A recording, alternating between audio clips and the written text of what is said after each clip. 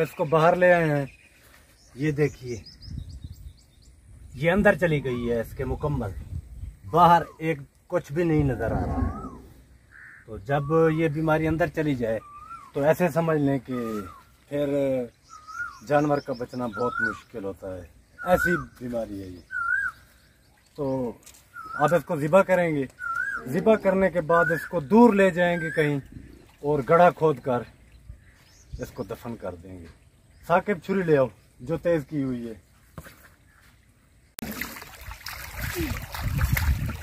अस्सलाम वालेकुम प्यारे दोस्तों, कैसे हैं आप? मैं ठीक हूँ, अल्लाह ताला से उम्मीद करता हूँ आप भी सब खैर खैरियत से होंगे। मैं हमेशा आप सबके लिए वीडियो के शुरू में यही दुआ करता हूँ, जहाँ रहें खुश रहें, आबाद रहें और कोई दुख दर्द आप तक ना पहुँचे। अल्लाह ताला आप सबको अपनी हिफ्ज़-ओ-अमान में रखे। आप में से जो भी बीमार हैं अल्लाह ताला उन्हें सेहत और तंदुरुस्ती अता फरमाए, और जो बे औलाद अफराद हैं अल्लाह ताला नेक और सेहतमंद औलाद दे। तो कैसे हैं आप? छुरी मेरे हाथ में है। अभी अभी जो हमारा बछड़ा पिछले 10 दिन से बीमार था किसी भी बीमारी की वजह से, तो रात भी पूरी रात उसका जो है ना ख्याल रखना पड़ा, क्योंकि उसकी हालत शदीद ख़राब थी। तो आज सुबह सवेरे अभी अभी उसको हमने ज़िबा किया है।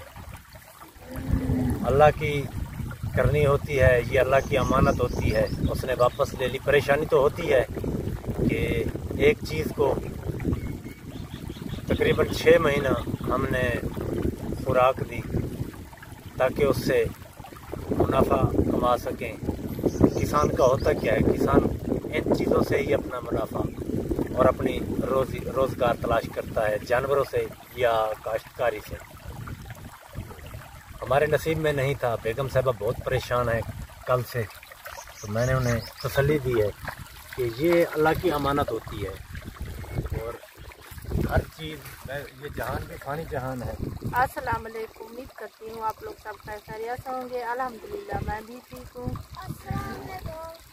तो ये सामने आप देख सकते हैं, इसको हमने ज़िबा किया है। अब इसको ले जाएंगे और इसका बंदोबस्त करते हैं कि इसको दूर लेके जाना पड़ेगा और इसको मिट्टी के अंदर गड्ढा खोद के नीचे दफन करना पड़ेगा, क्योंकि हम इसलिए घर से बाहर लेकर आए हैं ताकि दूसरे जानवरों पर इसका असर ना पड़े। क्योंकि ये जो बीमारियां होती हैं, मूज़ी मर्ज होते हैं जानवरों में, तो इसके खून से भी वो फैल सकती हैं। तो कल से इसको मैंने अलग कर दिया था दूसरे जानवरों से, इसलिए आज हम इसको घर से बाहर लेकर आए हैं। ज़िबा भी बाहर किया है इसको। तो खदशा यही था कि शायद रात को नींद आ जाए और ये कहीं हराम ना हो जाए।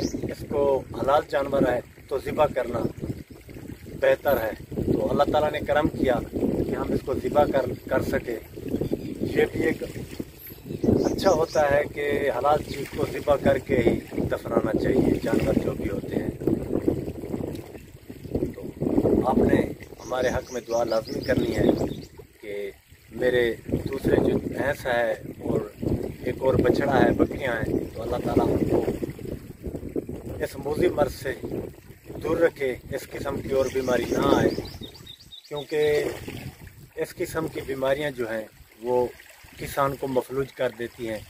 एक किसान क्या कर सकता है, एक मज़दूर क्या कर सकता है। तो अभी अभी हम वापस आए हैं।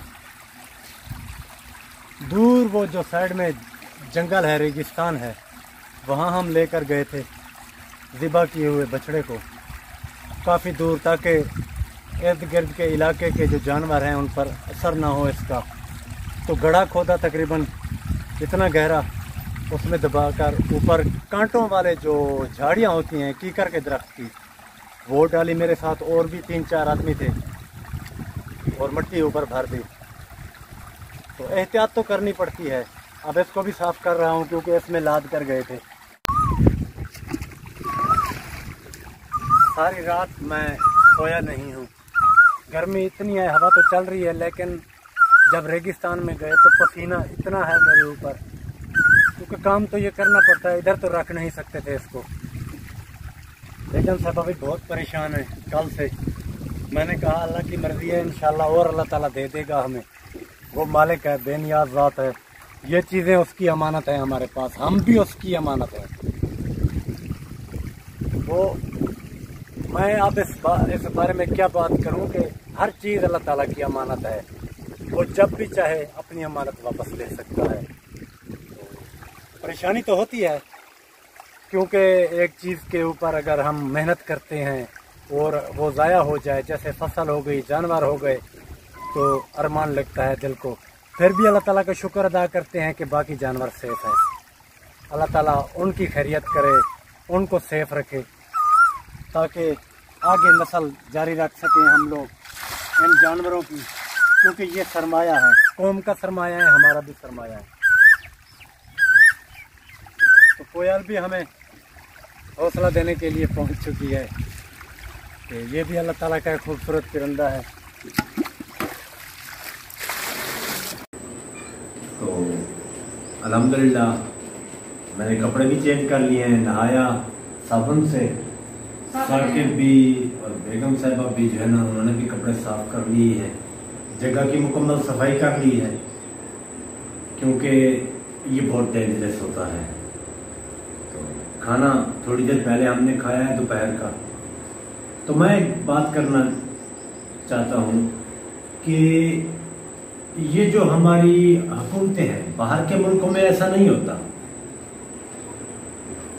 ये एक साल में हर बीमारी की वैक्सीन होती है और गवर्नमेंट को देनी चाहिए किसानों के लिए, माल मवेशी पालने वाले हजरात के लिए। जानवरों को वैक्सीन लगाने का जो जिम्मा होता है वो डॉक्टरों का होता है। वो डॉक्टर किस चीज की तनख्वाह ले रहे हैं? तो ये वैक्सीन उनको पहले लगाना चाहिए थी। किसी बीमारी का अगर खदशा होता है तो उसकी वैक्सीन फौरी तौर पर, जिस इलाके में वो बीमारी का ज्यादा खदशा हो, तो वैक्सीन करनी चाहिए, बल्कि पूरे पाकिस्तान में वैक्सीन करनी चाहिए। ये ऐसे जो डॉक्टर होते हैं इनको भी चाहिए कि हर इलाके में पता करें, हर गांव में जाएं, सर्वे करें कि किसी बीमारी का खदशा तो नहीं है, क्योंकि अभी और भी कई किस्म की बीमारियों का सीजन आने वाला है, जैसे मुंह खुर है, चौड़े मार, और जिसे हम बोलते हैं एक और बीमारी है जो जिससे मुंह के अंदर छाले बन जाते हैं और पांव लगड़ा जाते हैं जानवर के। तो इस किस्म की वैक्सीन लगनी चाहिए, उससे जानवर सेफ रहते हैं। और जो गरीब किसान हैं हमारे पाकिस्तान में, वैसे भी महंगाई माशाल्लाह से तूल पर चली गई है, तो अब बहुत नुकसान हो रहा है जानवरों का पूरे मुल्क में, खास तौर पर जनूबी पंजाब में और सिंध में तो बहुत तबाही फेर दी है इस बीमारी ने। तो गवर्नमेंट को सोचना चाहिए इसके बारे में कि जो गरीब किसान हैं उनका रोजगार इन्हीं माल मवेशियों में, और खेती बाड़ी जो नहीं कर सकता वो भी माल मवेशी से अपना गुजर बसर करता है। तो आप सब ने दुआ करनी है पूरे पाकिस्तान में जिधर भी जानवर मवेशी पाल हजरात है उनके लिए, कि अल्लाह ताला इस वबा को दूर करे, वरना बहुत नुकसान हो जाएगा। तो हमारे लिए भी दुआ करना कि बेगम साहबा बहुत परेशान थी रात। मैं तो पूरी रात सोया भी नहीं हूँ। मेरी हालत आप देख सकते हैं, जब मैं नहाने से पहले किस हालत में था, कि मुझे डर था कि कहीं इसका दम निकल ना जाए, क्योंकि रात को अगर उसको मैं ज़िबा करता तो फिर मेरे लिए बहुत मसला बन जाता उसका ख्याल रखने का और उधर ले जाने का। मैं सुबह का इंतजार कर रहा था। अल्लाह ताला ने करम किया कि सुबह तक वो जिंदा रहा। इस किस्म की जो बीमारियां होती हैं, पहले भी कई किस्म की बीमारियां आ चुकी हैं।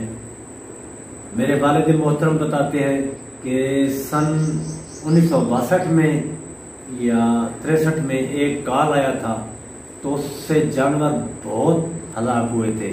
काफी आज से 70 साल पहले की बात है, तकरीबन 60-70 साल। तो गवर्नमेंट को सोचना चाहिए, और इसके साथ साथ जो किसान हजरात हैं, जो मवेशी पाल हजरात हैं, उनका ताउन भी लाजमी होना चाहिए कि उनको बताना चाहिए महकमे जो ऑफिसर होते हैं महकमे के, माल मवेशी महकमा के, उनको फौरी तौर पर बताना चाहिए। जैसे मुझे थोड़ा सा डाउट हुआ, मैंने पूरे जानवरों को वैक्सीन करा दी, लेकिन ये हमारे नसीब में नहीं था कि इसको दाने थोड़ा ज्यादा निकल चुके थे कि एक दिन में ये हमला करती है और अगले दिन छा जाती है जानवर के ऊपर। तो वही मिस्टेक हो गई हमसे भी। लेकिन जैसे ही हमको मालूम हुआ, थोड़ा डाउट हुआ, हम फौरन वैक्सीन पर गए, डॉक्टर के पास गए और अपने पूरे जानवरों को वैक्सीन कराई। अभी बच्चे भी, साकिब और ज़ुहैब ने भी बड़ी हेल्प की मेरी आज।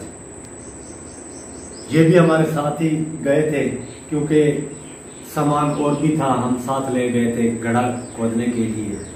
और इनको मैंने टहनियाँ इकट्ठी करने के लिए की करनी, टहनियाँ दूर पड़ी हुई थी तो ये वो ले आए।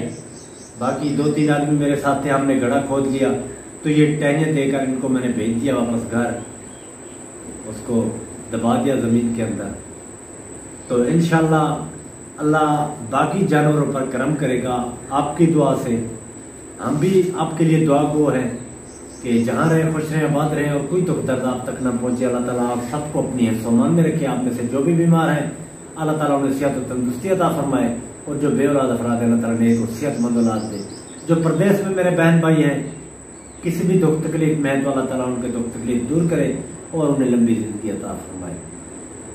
तो मिलते हैं इंशाल्लाह कल एक नई वीडियो के साथ दोबारा। उस वक्त तक आपसे इजाजत चाहेंगे। अल्लाह हाफ़िज़।